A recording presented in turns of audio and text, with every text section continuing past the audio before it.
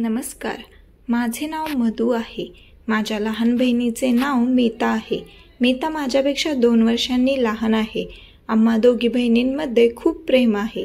आम्हाला दोघींना एकमेकांशिवाय अजिबात चैन पडत नाही. आम्ही जिथे तिथे दोघीही एकत्रच असतो. आईला नेहमी चिंता वाटायची की लग्न झाल्यावर दोघीही एकमेकांशिवाय कशा राहणार. पण आम्ही तिला नेहमी सांगायचो की तू आमच्यासाठी 2 भावांचे स्थळ बघ. एकाशी मी लग्न करेन आणि एकाशी मीता. आपलं लग्न एकाच घरात आणि एकत्रच व्हावं असे आम्हा दोघींनाही वाटे आणि सुदैवाने हेच घडले. आम्हा दोघींचे लग्न एकाच कुटुंबात झाले. रवी माझा नवरा आहे आणि त्याचा छोटा भाऊ राज माझी बहीण मीताचा नवरा आहे. लग्नानंतर आम्ही एकत्र कुटुंबात राहू लागलो. आता आम्ही दोघी बहिणी फार खुश होतो. रवी आणि राज आमच्या पतीचेही चांगले बॉन्डिंग आहे. त्या दोघांचे आई बाबा देखील खूप चांगले आहेत, ब्रॉड माइंडेड आहेत. त्यामुळे आम्हा दोघींना सासूरवास असा काही नव्हताच. लग्नानंतर आम्ही दोघीही एकाच वेळी प्रेग्नेंट झालो आणि योगायोग असा घडला की आम्हा दोघींनाही एकच डिलिव्हरीची तारीख देण्यात आली. त्यामुळे सासरची आणि माहेरची सगळीच माणसे फार खुश होती. आम्ही डिलिव्हरीसाठी एकत्रच हॉस्पिटलमध्ये गेलो होतो. डिलिव्हरीनंतर मी शुद्धीत आले तेव्हा मला मुलगा झाल्याचे समजले. मग मी मीताबद्दल विचारले. तिला मुलगी झाल्याचे कळाले. आम्ही दोघी बहिणी फार आनंदात होतो. आता आम्ही आई झालो होतो आणि त्यातही एकत्रच. आता आम्ही एकत्रच आमच्या मुलांचे संगोपन करू लागलो. माझ्या मुलाचे नाव ठेवले तनिष, तर मीताच्या मुलीचे नाव ठेवले तनिषा. मुले फार लवकर मोठी होतात. बघता बघता 2 वर्ष कशी निघून गेली कळलेच नाही. माझा मुलगा तनिष जसजसा मोठा होत होता तसा तो माझ्यासारखा किंवा रवीसारखा न दिसता तो माझ्या बहिणीचा नवरा राजसारखा दिसायला लागला होता. सुरुवातीला मला वाटले की मला गैरसमज झालाय, पण आता बाहेरचे लोकही म्हणू लागले की तनिष डिक्टो त्याच्या काकासारखा दिसायला लागलाय म्हणून. मीता आणि राजची मुलगी तनिषा तिच्या बाबांसारखी म्हणजे राजसारखी दिसते, पण तनिष पण राजसारखा का दिसतोय हे एक गूढच होते. एकदा सहज गमतीमध्ये मी रवीला म्हणाले की तनिष थेट त्याच्या काकासारखा दिसायला लागलाय, पण रवी माझ्यावरच वैतागला. काहीतरीच काय बोलते, तनिष राजसारखा का दिसेल, काय हे खूळ घेतलेस तू डोक्यात. रवीला इतके माझ्यावर चिडायची काय गरज होती. मी तर माझी शंका बोलून दाखवली होती. असेच आणखी काही महिने निघून गेले, पण हे सर्व माझ्या मनात घोळत राहिले. मला ही गोष्ट मीताशी बोलायची होती, पण तिला वाईट वाटले तर हा विचार करून मी गप्प बसले. कदाचित माझ्यामुळे तिच्या आणि राजमध्ये काही तणाव निर्माण होऊ शकतो. तरीही एकदा मी तिला गमतीने एवढेच म्हणाले की हळूहळू तनिष त्याच्या काकासारखा दिसू लागला आहे. पण हे ऐकताच मीता काही म्हणाली नाही, फक्त गोडपणे हसली. तिचे हे हसू मला माहीत होते. तिला कुणापासून काही लपवायचे असेल तर ती अशीच गूढ हसते. मी तिला म्हणाले की काय झालंय, पण ती काहीतरी कामाचे निमित्त करून तिथून निघून गेली. आता मला शंका येऊ लागली की माझ्यापासून काहीतरी लपवले जात आहे. विचारून तरी कोणाला काय विचारणार. विचार करून करून डोक्याचा भुगा व्हायची वेळ आली, पण उत्तर काही सापडेना.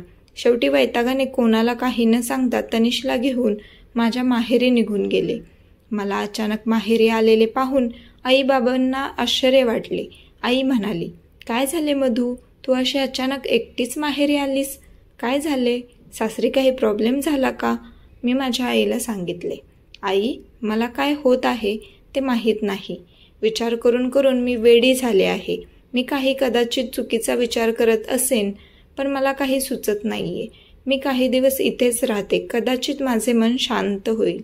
आईने विचारले, अगं मधू, काय झाले बाळा, मला सांग. काही प्रॉब्लेम आले तर आपण नक्कीच काहीतरी मार्ग काढू. आईचे हे आश्वासक बोलणे ऐकून मी रडू लागले आणि आईला सगळी हकीकत सांगितली. तितक्यात मीताचा फोन आला. आई तिच्याशी बोलली आणि मला म्हणाली, बाळा, कदाचित आता तुला सत्य करण्याची वेळ आली आहे, अन्यथा तुझे अतिविचार करणे तुला नुकसान करू शकते. तुझ्या प्रश्नांची उत्तरे तुला मीता आणि राजकडूनच मिळतील. मी माझ्या माहेरी थोडे दिवस राहण्यासाठी गेले होते, पण संध्याकाळीच मी माझ्या सासरी परत आले. मी उत्तर मिळण्यासाठी इतके अधीर झाले होते की माहेरी राहूच शकले नाही. घरी परत आल्यावर रवी माझ्यावर वैतागला. अगं, अशी कशी न सांगता तू माहेरी निघून गेलीस? असं न सांगता कोणी जाते का? पण मी त्याला फक्त इतकेच बोलले की माझ्यासोबत मीताच्या रूममध्ये चल. तिचा नवरा राज देखील रूममध्येच होता.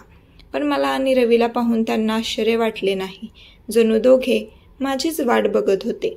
मी मीताला थेटच विचारले, मीता, आई काय म्हणत होती? तुला काय माहीत आहे? मीता म्हणाली, अगं हो, शांत हो ताई. मला वाटते की आता तुला सगळे सांगायची वेळ आली आहे. न कळून मी फक्त तिच्या चेहऱ्याकडे पाहत राहिले. ती म्हणाली, ताई, आपण दोघेही एकाच वेळी प्रेग्नंट राहिलो, पण माझ्या पोटात जुळी मुलं होती. मी आणि राज एकदम एक्साइट झालो होतो, पण सगळ्यांना बाळ झाल्यावर सरप्राईज देऊ म्हणून आम्ही घरात कोणाला सांगितले नाही. आम्ही डिलिव्हरीच्या वेळी तुझ्यात काही कॉम्प्लिकेशन झाले आणि तुझं बाळ गेलं. तर मला एक मुलगा आणि एक मुलगी झाली. तुझी प्रकृती फार नाजूक होती. तुला जर तुझे बाळ गेले ही गोष्ट सांगितली असती तर तुझ्या जीवाला धोका निर्माण झाला असता.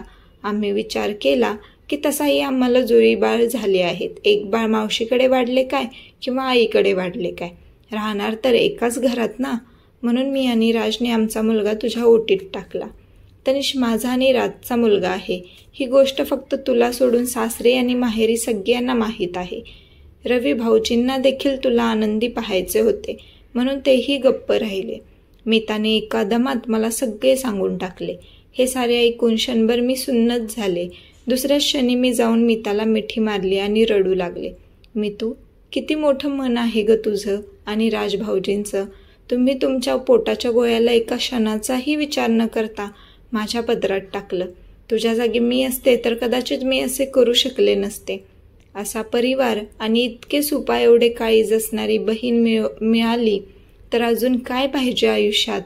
तिने माझ्यावर केलेले उपकार मी या जन्मी तरी फेडू शकत नाही.